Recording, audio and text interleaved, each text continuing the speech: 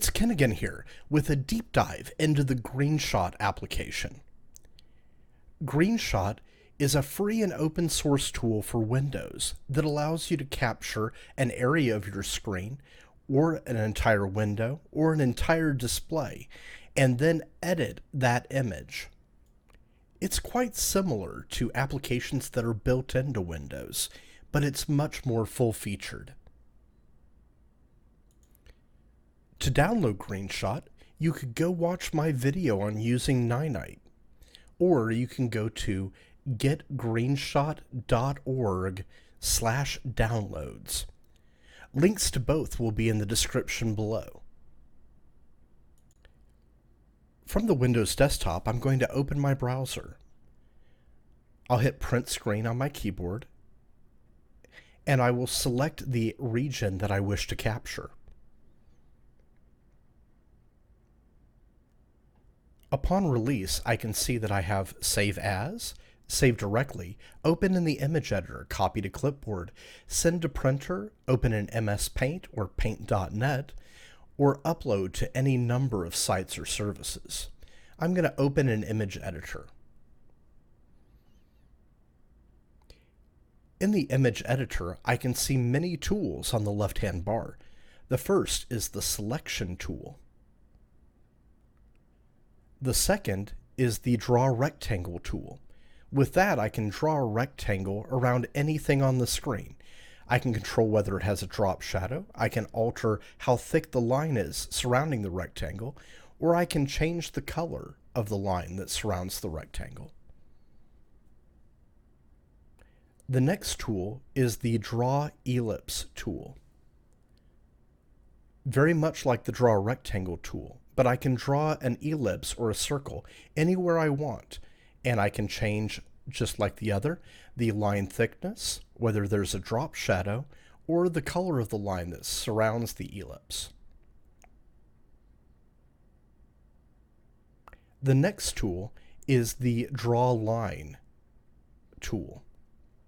It allows me to draw a line between 2 points.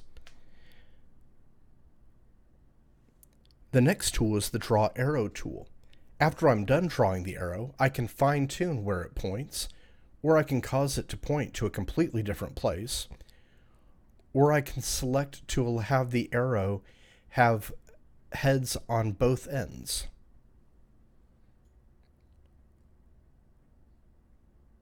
The next tool is the Draw Freehand tool. If you're a better artist than me, you may actually be able to make it look good. Just like with the other tools, I can alter the line thickness or even change the color of the line.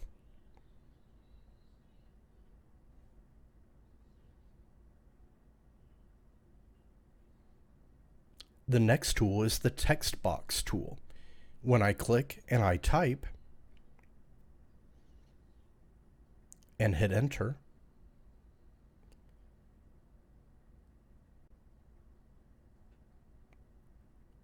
then the text is in the box. I can resize the box. I can change the line thickness.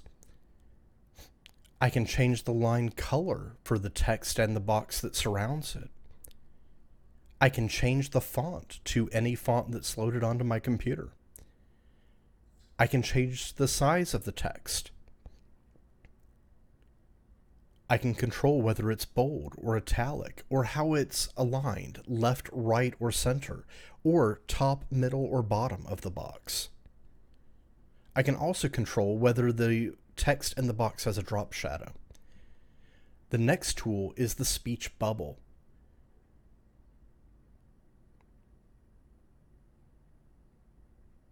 It has pretty much the same controls as the other. I can resize the box. I can fine-tune where the speech is coming from. The next tool is really powerful. It's the Add Counter button. With the Add Counter, I can have the color of the circle, the color of the number. Every time I click, it will increment up 1. This is incredibly useful when creating documentation for people to follow. The next tool is the highlight tool. With it, I can draw a box, and whatever I draw a box around will be highlighted. Let's highlight my playlists. This tool is the obfuscate tool. It allows me to hide text. Let's say that my number of subscribers was top secret. Then I can apply effects. I'm going to add a torn edge to my image. I can also rotate clockwise, rotate counterclockwise, or even resize the image.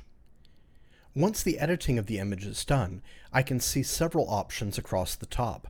I can save, copy to clipboard, send to a printer. I can open in Paint or Paint.net, or upload it to any of the many sharing sites. I hope you found this video useful. If you did, please like, subscribe, and ring the bell for notifications. And I hope you will join me for other installments.